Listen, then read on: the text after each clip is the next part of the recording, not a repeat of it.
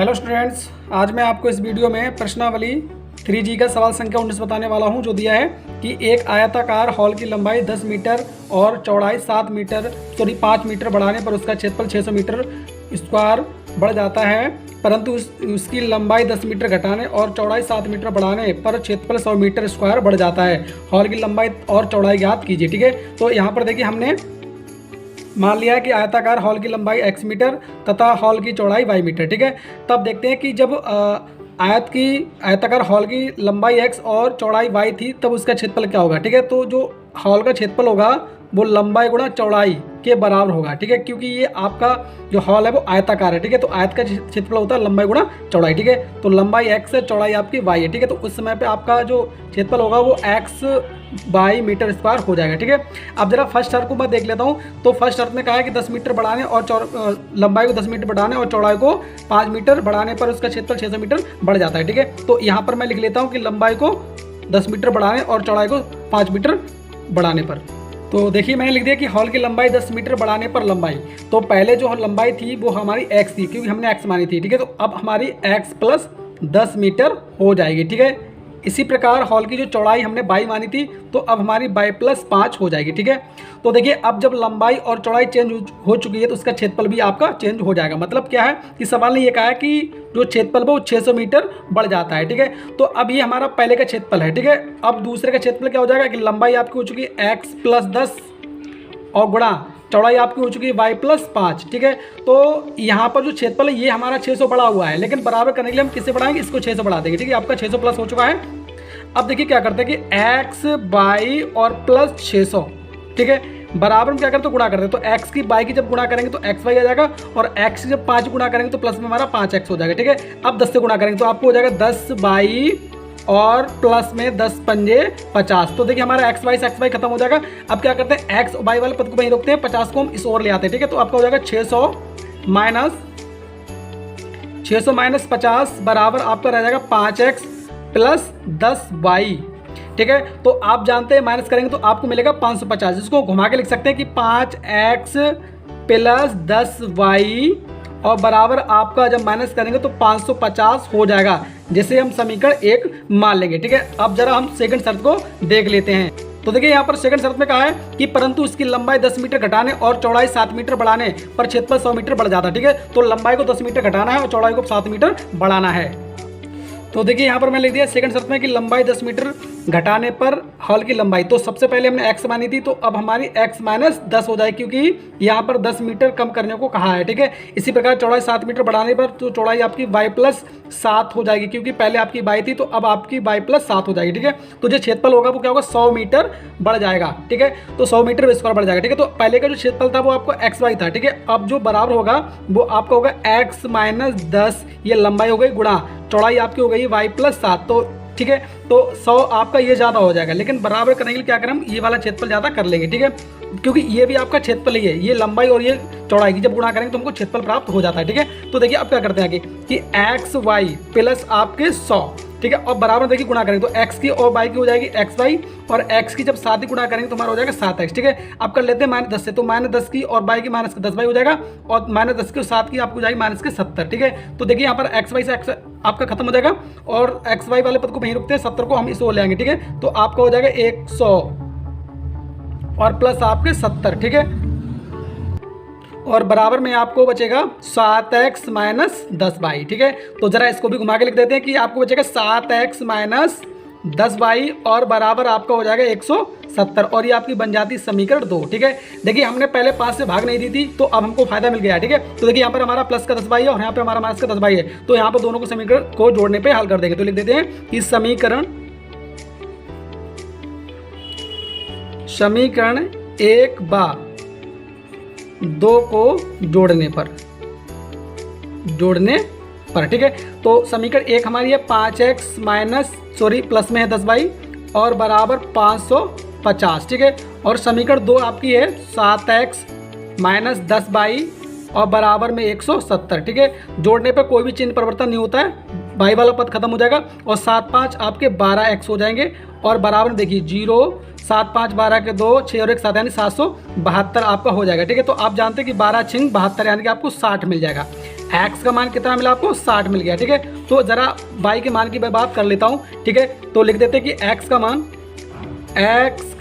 मान समीकरण 1 में। ठीक है, तो समीकरण 1 थी आपकी 5x, कितनी थी आपकी 5x। ठीक है, तो आपका हो जाएगा 5 गुणे 60। ठीक है, और प्लस का आपका 10/, और बराबर में आपका था 550। ठीक है, तो यहाँ पर देखिए 5 का 30 आपका 300 हो जाता है, और प्लस आपके 10y, और बराबर में आपके 550। ठीक है, तो देखिए y का मान निकालना है, तो हम क्या करेंगे 300 को 100 लेके जाएंगे। ठीक है, तो आपको हो जाएगा 10y बराबर 550, और ये माइनस का हो जाएगा आपका 300। ठीक है, तो देखिए हमको क्या बचेगा कि 10y बराबर माइनस जब करेंगे तो आपको बचेगा 250। कितना बचेगा 250, और यहाँ पर देखिए 0 से 0 खत्म हो जाएगा, तो आपको y का मान 25 मिल जाएगा। y का मान कितना मिल जाएगा आपको 25 मिल जाएगा। ठीक है, तो जो x का मान होगा वो लंबाई होगी, और y का मान होगा वो चौड़ाई। ठीक है, तो इस बात को मैं नीचे लिख देता हूँ। तो देखिए मैंने लिख दिया कि हॉल की लंबाई 60 मीटर, क्योंकि हमने जो हॉल की लंबाई को x माना था और x का मान आपका 60 आया है। ठीक है, तो इस प्रकार आपकी लंबाई जो होगी वो 60 हो जाएगी, और चौड़ाई हमने y मानी थी और y का मान 50 आया है, तो हॉल की लंबाई 25 मीटर हो जाएगी। अब मैं आपको सवाल संख्या 20 बताता हूँ, जो दिया है कि एक आयत का क्षेत्रफल 9 वर्ग इकाई कम हो जाता है यदि उसकी लंबाई 5 इकाई कम कर दी जाती है और चौड़ाई 3 इकाई बढ़ा दी जाती है। ठीक है, यदि हम लंबाई को 3 इकाई और चौड़ाई को 2 इकाई बढ़ा दें तो क्षेत्रफल 67 वर्ग इकाई बढ़ जाता है। आयत की विमाएँ ज्ञात कीजिए। ठीक है, तो विमाओं का मतलब होता है कि लंबाई और चौड़ाई। ठीक है, तो उनकी हम लंबाई चौड़ाई मान लेते हैं। तो यहाँ पर देखिए हमने आयत की लंबाई को x तथा चौड़ाई को y मान लिया। ठीक है, तो उसका क्षेत्रफल देख लेते हैं कि लंबाई गुणा चौड़ाई होता है आपका। ठीक है, तो लंबाई x है और चौड़ाई आपकी y है, तो आपको हो जाएगा xy मीटर स्क्वायर, या कह सकते हैं वर्ग मीटर स्क्वायर। ठीक है, इसे चाहे वर्ग मीटर को चाहे मीटर स्क्वायर भी कह सकते हैं। ठीक है, अब जरा हम फर्स्ट शर्त को देख लेते हैं। ठीक है, तो फर्स्ट शर्त में आपको क्या देखना है, फर्स्ट शर्त में ये कहा है कि जो क्षेत्रफल है वो 9 वर्ग का ही कम हो जाता है। ठीक है, और कब कम होगा, जब लंबाई को 5 कम कर देंगे और चौड़ाई को 3 मीटर बढ़ा देंगे। ठीक है, तो इसी बात को मैं लिखे लेता हूँ, 5 मीटर कम करेंगे, यानी कि यहाँ पर फिर देखेंगे ध्यान से, यदि उसकी लंबाई 5 इकाई कम कर दी जाए और चौड़ाई 3 इकाई बढ़ा दी जाती है। ठीक है, तो देखिए मैंने फर्स्ट शर्त में लिख दिया कि यदि लंबाई 5 इकाई कम हो तब आयत की लंबाई। ठीक है, तो हमने आयत की जो लंबाई थी वो x मानी थी, तो अब आपकी x माइनस 5 हो जाएगी, क्योंकि उसने कम करने की बात की है। ठीक है, इकाई। ठीक है, जब सवाल में इकाई की बात की है तो हम भी इकाई ही लिखेंगे। क्या लिखेंगे, इकाई। ठीक है, सब में इकाई लिख देंगे, यहाँ पे वर्ग इकाई लिखेंगे। क्या लिखेंगे, वर्ग इकाई, वर्ग इकाई। ठीक है, चलिए तो अब चौड़ाई की बात करते हैं, तो चौड़ाई क्या 3 मीटर बढ़ा दी जाएगी, तो आपकी y प्लस 3 इकाई हो जाएगी, इकाई। ठीक है, तो जो क्षेत्रफल होगा वो क्या होगा 9 वर्ग इकाई कम हो जाएगा। ठीक है, तो सबसे पहले का जो क्षेत्रफल था वो हमारा xy था, और अब का जो क्षेत्रफल होगा वो हमारा हो जाएगा x माइनस 5, यानी कि ये हो गई लंबाई गुणा y प्लस 3, ये हो गई हमारी चौड़ाई। ठीक है, तो क्षेत्रफल तो ये 9 कम होगा, लेकिन बराबर करने के लिए हम इसे 9 कर देंगे, कम कर देंगे। ठीक है, तो अब देखिए हमारा क्या हो जाएगा x बाई माइनस के 9 बराबर में क्या करेंगे, गुणा करेंगे, तो x की और y की हो जाएगी हमारी xy। ठीक है, और x की गुणा जब 3 में करेंगे तो हमारी हो जाएगी 3x। ठीक है, अब करेंगे -5 से, तो माइनस का 5y और माइनस के 5 15, xy से xy खत्म हो जाएगा, और हम क्या करते हैं xy को वहीं रोकेंगे और 15 को इस ओर ले आएंगे, जो आपका प्लस में हो जाएगा आके। ठीक है, तो माइनस के 9 हैं और प्लस के आपके 15 हो जाएंगे, और बराबर में आपको हो जाएगा 3x माइनस के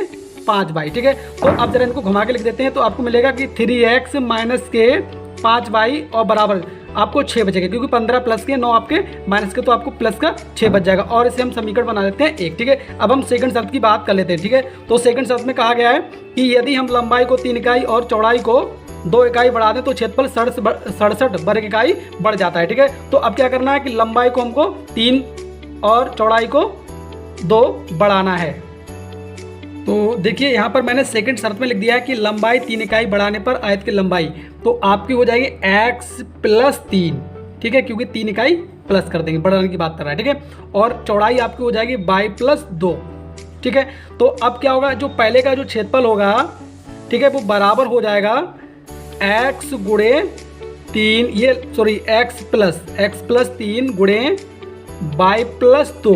ठीक है, ये आपका क्षेत्रफल है। तो जो आपका क्षेत्रफल है वो 67 वर्ग इकाई बढ़ जाएगा, लेकिन बराबर करने के लिए हम इसको 67 बढ़ा देंगे। ठीक है, तो अब देखिए क्या होगा हमारा एक्स वाई प्लस 67 और बराबर में गुणा जब करेंगे तो एक्स की वाई की हो जाएगी एक्स वाई और एक्स की और 2 की हो जाएगी 2x। अब जब 3 से गुणा करेंगे तो आपको मिलेगा 3y और 3 दूनी 6 हो जाएगा। ठीक है, तो एक्स वाई से एक्स वाई आपका खत्म हो जाएगा, 6 को हम इस ओर ले आएंगे और 2x वाई को वहीं रहने देंगे। ठीक है, तो आपको हो जाएगा 67 - 6 और बराबर में आपको बचेगा 2x प्लस का 3y। ठीक है, तो अब जरा देखिए क्या करते हैं। ठीक है, तो इनको थोड़ा घुमा के लिख लेते हैं कि 2x प्लस का 3y, यहाँ पे मैंने साइड चेंज नहीं की, केवल घुमा के रख दिया है, तो यहाँ पे बराबर में आपको 61 बच जाएगा और इसे बना लेंगे समीकरण 2। ठीक है, ज़रा अब हम यहाँ पर मान विलुप्त करने की बात कर लेते हैं। तो देखिए यहाँ पर अगर y का मान विलुप्त करेंगे तो इसमें हमको 3 से गुणा करना पड़ेगा समीकरण 1 में और समीकरण 2 में 5 से गुणा करना पड़ेगा, जिससे आपको 15y हो जाएगा और जोड़ने पर y का मान विलुप्त हो जाएगा। तो देखिए मैंने लिख दिया कि समीकरण 1 में 3 से गुणा तथा समीकरण 2 में 5 से गुणा। ठीक है, तो समीकरण 1 में करेंगे 5 से गुणा तो आपको हो जाएगा 3 से गुणा करेंगे तो आपको हो जाएगा 3 तिया 9x, 3 तिया 9x। ठीक है, और 3 पंजे 15y और बराबर 3 छक 18 और ये बन गई आपकी समीकरण 3। ठीक है, और इसी के नीचे हम समीकरण 2 में गुणा करके इसी के नीचे लिख देंगे। ठीक है, तो करिए 5 से गुणा तो 5 दूनी आपका 10x हो जाएगा और माइनस के 5 तियो प्लस के 5 तियो 15y और बराबर देखिए 5 का 5 5 का 30 आपके हो जाएंगे 305, जिसे हम समीकरण 4 बना लेंगे। ठीक है, और यहाँ पर जो y का मान विलुप्त हो जाएगा वो जोड़ने पे विलुप्त हो जाएगा। ठीक है, तो लिख देते हैं कि जोड़ने पर y वाला पद खत्म हो गया है और यहाँ पर आपको 10 और 9 दोनों को जब जोड़ेंगे तो आपको हो जाएगा 19x। ठीक है, और बराबर देखिए इन दोनों को जोड़ेंगे तो 8 और 5 13 हो जाएंगे और इधर आपका 1 और 2 और ये आपके 3 यानी कि आपको 923 हो जाते हैं। तो सवाल संख्या 21 बताता हूँ जो दिया है कि एक मित्र दूसरे मित्र से कहता है कि यदि मुझे 100 दे दो तो मैं आपसे 2 गुनी धनी बन जाऊंगा। ठीक है, यानी कि पहला मित्र दूसरे मित्र से कह रहा है कि मुझे 100 दे दो तो मैं आपसे 2 गुनी धनी बन जाऊंगा। दूसरा उत्तर देता है कि यदि आप मुझे 10 दे दो तो मैं आपसे 6 गुनी धनी बन जाऊंगा। बताइए उनकी संपत्तियां क्या है। ठीक है, तो हमने पहले मित्र की संपत्ति को x मान लिया तथा दूसरे मित्र की संपत्ति को y मान लिया। ठीक है, तो अब हम फर्स्ट शर्त के अनुसार देख लेते हैं। ठीक है, तो सबसे पहले क्या करते हैं कि हम x यानी कि पहले मित्र की संपत्ति को इस ओर और दूसरी संपत्ति को उस ओर रख लेते हैं। ठीक है, फिर क्या करते हैं कि पहला मित्र 100 रुपये मांग रहा है दूसरे वाले से। ठीक है, तो पहले मित्र के पास 100 प्लस हो जाएंगे और दूसरे के पास 100 माइनस हो जाएंगे। ठीक है, तो 2 गुनी धनी कौन बनेगा? 2 गुनी धनी जो बनेगा वो आपका पहला मित्र बनेगा। ठीक है, लेकिन बराबर करने के लिए हम किससे 2 गुना कर देंगे? दूसरे मित्र की को कर देंगे। ठीक है, तो देखिए हमारा क्या होगा कि x प्लस 100 और बराबर 2 से गुणा करेंगे तो आपका हो जाएगा 2y और माइनस आपके 200 हो जाएंगे। ठीक है, तो x माइनस 2y बराबर में माइनस के 200 और ये 100 हो जाएंगे तो वो भी आपके माइनस के हो जाएंगे। ठीक है, तो आपको x माइनस 2y बराबर आपके माइनस के 300 हो जाएंगे, जिसे हम समीकरण 1 मान लेंगे। ठीक है, अब सेकंड शर्त में तो देखिए यहाँ पर मैं अब सेकंड शर्त की बात कर लेता हूँ। सेकंड शर्त में कहा है कि दूसरा मित्र पहले मित्र से कहता है कि 10 रुपये दे दो। ठीक है, तो मैं आपसे 6 गुनी धनी बन जाऊंगा। ठीक है, तो क्या करा, दूसरे मित्र के पास 10 रुपये ज़्यादा हो जाएंगे और पहले मित्र के पास 10 रुपये कम हो जाएंगे। ठीक है, तो अब देखिए क्या होगा कि आपका जो 6 गुनी होगा वो दूसरा मित्र होगा। ठीक है, लेकिन हम बराबर करने के लिए किससे गुना करेंगे? पहले मित्र को कर देंगे। ठीक है, तो अब देखिए क्या होता है कि 6 से गुणा करें तो आपका 6x हो जाएगा और माइनस के आपके 6 की 2 60 हो जाएंगे और बराबर में आपका y और प्लस आपका 10। तो अब देखिए 6x y को इस ओर ले आएंगे तो माइनस का हो जाएगा और बराबर में 10 और ये 60 जाएगा तो आपका प्लस का हो जाएगा। तो ठीक है, तो 6x माइनस का y बराबर आपके 70 हो जाएंगे और ये आपकी समीकरण हो जाती है 2। ठीक है, तो अब यहाँ पर देखिए मैं y का मान विलुप्त करूँगा तो समीकरण 2 में 2 से गुणा कर लेता हूँ। ठीक है, तो देखिए हमने ले लिया कि समीकरण 2 में 2 से गुणा तो कर दीजिए तो आपको हो जाएगा 2 छंग 12x माइनस का 2y और बराबर 2 सत्तो 14 यानी कि 140। ठीक है, और ये आपकी समीकरण 3 बन जाती है। ठीक है, और इसी में से समीकरण 1 को माइनस कर देंगे। ठीक है, तो इसी के नीचे लिख देते हैं कि x माइनस 2y बराबर माइनस के 300। ठीक है, जब घटाना करेंगे तो ये माइनस और ये माइनस है तो प्लस और ये आपका प्लस हो जाएगा। ठीक है, 2y से 2y खत्म हो जाएगा और यहाँ पर देखिए 12x में से 1 माइनस का चला जाएगा तो आपको बचेगा 11x। ठीक है, और बराबर में आपके हो जाएंगे 0 4 यानी कि 440 कितने हो जाएंगे आपके 440 हो जाएंगे। ठीक है, तो अब देखिए यहाँ पर क्या होता है कि 11 से आपके 440 कट जाएंगे, तो आप जानते हैं 11 चौक 44। ठीक है, तो यहाँ पर आपको x बराबर कितना मिल जाता है 40 मिल जाता है। ठीक है, और इस x का मान हम समीकरण 1 में लगा देते हैं। ठीक है, तो x का मान समीकरण 1 में, तो देखिए x का मान हमारा 40 और -2y बराबर माइनस के 300। ठीक है, तो माइनस का 2y बराबर माइनस के 300 और ये आपके 40 जाएंगे तो वो भी आपके माइनस के हो जाएंगे। ठीक है, तो माइनस का 2y बराबर जब दोनों को जोड़ेंगे तो हमको मिलेगा माइनस का 340। ठीक है, और माइनस से माइनस आपका खत्म हो जाएगा और यहाँ पर 2 से हम भाग कर देंगे इनको। ठीक है, तो 2 एकम 2, 2 सत्तो 14 यानी कि आपको y का जो मान मिलेगा वो आपको 170 मिल जाएगा। कितना मिल जाएगा 170 हो जाएगा। ठीक है, तो जो x का मान होगा वो पहले मित्र की संपत्ति होगी, y का जो मान होगा वो दूसरे मित्र की संपत्ति हो जाएगी। तो देखिए यहाँ पर मैंने लिख दिया कि पहले मित्र की संपत्ति 40 रुपये, क्योंकि पहले मित्र की संपत्ति को हमने x माना था और x का मान 40 आया। ठीक है, इसी प्रकार दूसरे मित्र की संपत्ति आपकी 170 रुपये हो जाएगी। अब मैं सवाल संख्या 22 बताने वाला हूँ जो दिया है। एक क्रिकेट टीम के कोच ने 7 बल्ले तथा 6 गेंदें 3800 रुपये में खरीदी। बाद में उसने 3 बल्ले तथा 5 गेंदें 1750 में खरीदी। प्रत्येक बल्ले और प्रत्येक गेंद का मूल्य ज्ञात कीजिए। ठीक है, तो सबसे हम पहले क्या करेंगे कि प्रत्येक बल्ले और प्रत्येक गेंद का मूल्य मान लेंगे। तो देखिए हमने मान लिया है कि प्रत्येक बल्ले का मूल्य 100 रुपये तथा प्रत्येक गेंद का मूल्य 22 रुपये। ठीक है, तो अब हम फर्स्ट शर्त को देख लेते हैं। ठीक है, तो फर्स्ट शर्त में क्या कहा है कि 7 बल्ले 6 गेंदें 3800 रुपये में। ठीक है, तो यहाँ पर देखिए हम क्या करेंगे 7 बल्लों का मूल्य और 6 गेंदों का मूल्य दोनों को जोड़ के बराबर हम 3800 रुपये में कर देंगे। ठीक है, तो यहाँ पे लिख लेते हैं कि 7 बल्लों का मूल्य, 7 बल्लों का मूल्य और प्लस 6 गेंदों का मूल्य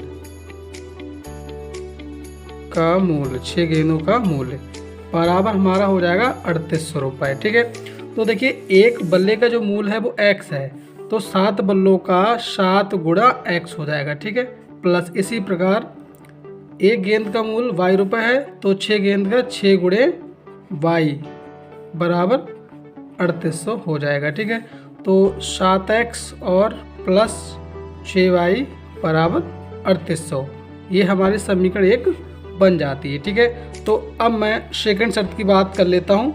तो देखिए सेकंड शर्त में कहा है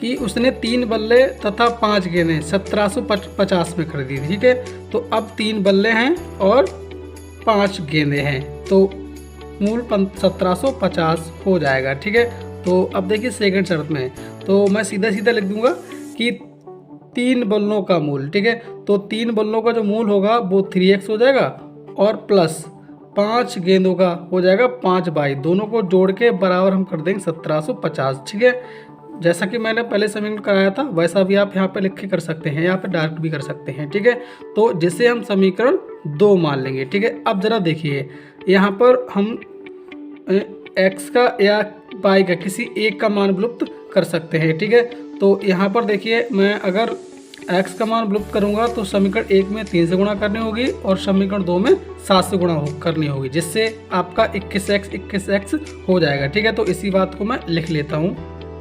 तो देखिए मैंने यहाँ पे लिख दिया है कि x का मान विलुप्त करने के लिए समीकरण 1 में 3 से गुणा तथा समीकरण 2 में 7 से गुणा। ठीक, तो हम कर लेते हैं। तो जब समीकरण 1 में 3 से गुणा करेंगे तो आपको मिलेगा 7 3 21x और प्लस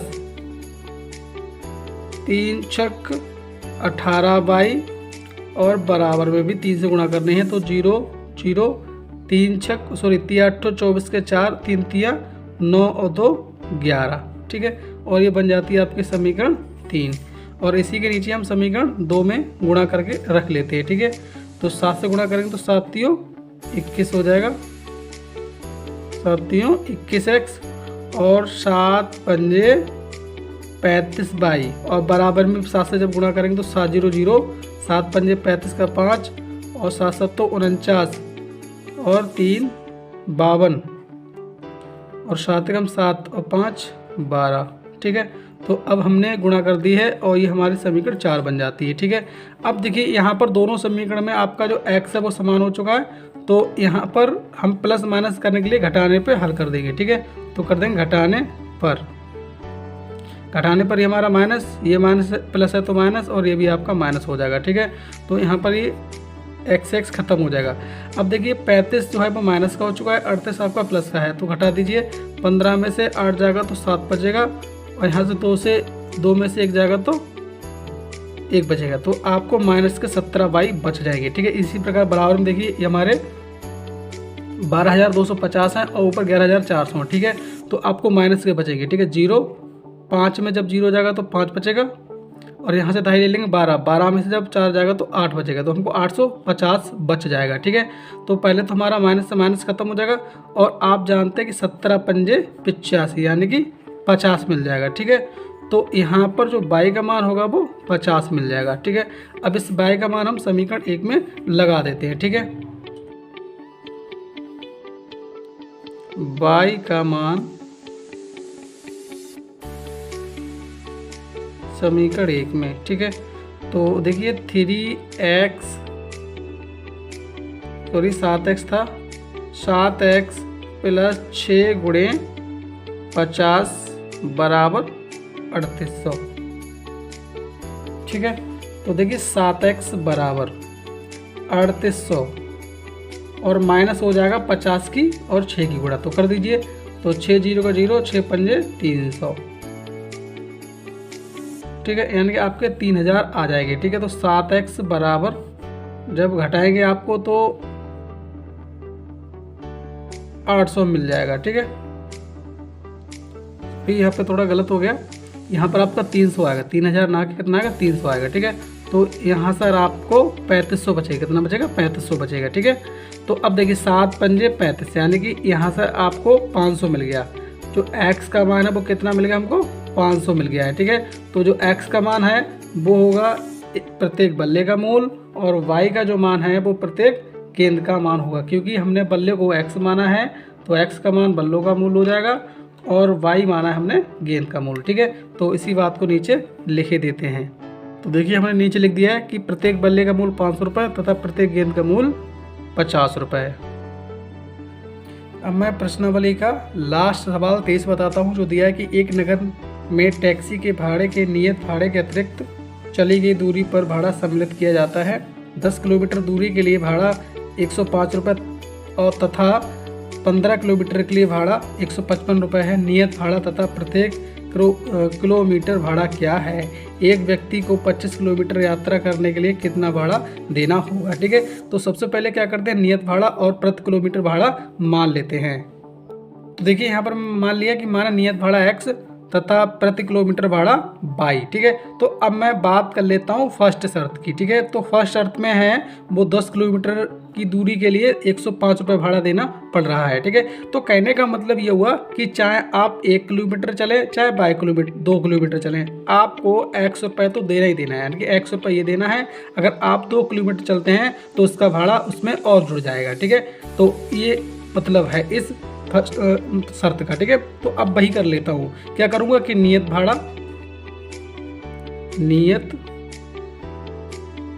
भाड़ा और प्लस हो जाएगा 10 किलोमीटर का भाड़ा। कितने का? 10 किलोमीटर का। ठीक है, दोनों को जोड़ के ही हम 105 रुपये देंगे। ठीक है, तो 10 किलोमीटर का भाड़ा बराबर हो जाएगा 105। ठीक है, तो अब ज़रा देख लीजिए, तो यहाँ पर जो नियत भाड़ा हमने माना है वो x है और प्लस प्रति किलोमीटर, तो कहने का मतलब ये हुआ कि 10 गुणा y हो जाएगा। 10 किलोमीटर का भाड़ा हो जाएगा 10 गुणा y बराबर 105। ठीक है, तो x प्लस 10y बराबर 105, ये बन गई समीकरण 1। ठीक है, अब हम सेकंड शर्त की बात करेंगे। ठीक है, तो सेकंड शर्त में देखिए क्या कहा गया है कि 15 किलोमीटर के लिए भाड़ा 155 रुपये है। ठीक है, तो अब 15 किलोमीटर लिख लेते हैं सेकंड शर्त में। ठीक है, तो देखिए सेकंड शर्त की नियत नियत भाड़ा प्लस हो जाएगा 15 किलोमीटर का भाड़ा, 15 किलोमीटर का भाड़ा, और बराबर हो जाएगा 155। ठीक है, तो नियत भाड़ा हमने x माना है और प्लस 15 किलोमीटर का हो जाएगा 15 गुणे y बराबर 155। ठीक है, तो x प्लस 15y और बराबर 155, जिससे हम समीकरण 2 मान लेंगे। ठीक है, तो देखिए यहाँ पर जो x का मान होगा वो घटाने पे विलुप्त हो जाएगा। तो लिख देते हैं कि समीकरण 1/2 को घटाने पर। ठीक है, तो देखिए x प्लस 10y बराबर 105 और x प्लस 15y बराबर 155। ठीक है, और इन दोनों समीकरणों को हम घटा देंगे। ठीक है, तो देखिए घटाने पर ये माइनस और ये भी माइनस। ठीक है, तो ये तो दोनों खत्म हो गए और यहाँ से आपको माइनस का 5y मिलेगा और बराबर में आपको मिलेगा माइनस के 50। ठीक है, तो माइनस खत्म हुआ। अब आप जानते हैं कि 5×50 हो जाएगा। ठीक है, तो y बराबर आपको हो गया 10। ठीक है, अब y का मान हम समीकरण 1 में रख देते हैं। y का मान समीकरण 1 में। ठीक है, तो देखिए x प्लस 15 गुणा 10 और बराबर 105। ठीक है, सॉरी यहाँ पे हमने समीकरण 1 में रखा है, तो 1 में हमारा 10y था। ठीक है, तो 10 गुणा 10 हो जाएगा बराबर 105 हो जाएगा। ठीक है, तो अब देखिए यहाँ पर कि x प्लस 10 ढाई के 100 बराबर हो जाएंगे 105। ठीक है, तो x बराबर जब निकालेंगे तो हमको मिलेगा 105 और माइनस हो जाएंगे ये 100, माइनस आपके हो जाएंगे 100। ठीक है, तो x बराबर आपको 5 मिलेगा। ठीक है, तो जो x बराबर जो आया है वो नियत भाड़ा है और y बराबर आया है वो आपका प्रति किलोमीटर भाड़ा है। तो देखिए हमने लिख दिया है कि नियत भाड़ा 5 रुपये और प्रत्येक किलोमीटर भाड़ा 10 रुपये। ठीक है, और हमसे पूछा गया था कि 25 किलोमीटर यात्रा करने के लिए भाड़ा कितना देना होगा। ठीक है, तो देखिए अब आप जानते हैं कि यहाँ पर क्या होगा आपका नियत भाड़ा। ठीक है, और प्लस क्या हो जाएगा 25 किलोमीटर का भाड़ा। ठीक है, 25 किलोमीटर का भाड़ा। ठीक है, तो नियत भाड़ा जो आया है वो आपका 5 रुपये आया है और प्लस 25 गुणा 10 हो जाएगा जब 25 किलोमीटर का भाड़ा निकालेंगे तब। ठीक है, तो देखिए हमारा क्या होगा कि 5 प्लस 250। ठीक है, जब दोनों को जोड़ेंगे तो हमारा 255 रुपये आ जाएगा, यानी 25 किलोमीटर अगर हम चलते हैं तो हमको 255 रुपये देने पड़ेंगे। ठीक है, तो इस प्रकार आपका ये हल हो जाता है। ठीक है, 5 प्लस 25 गुणा 10, तो 5 प्लस 250 और जब दोनों को जोड़ेंगे तो हमारा 255 रुपये आ जाएगा।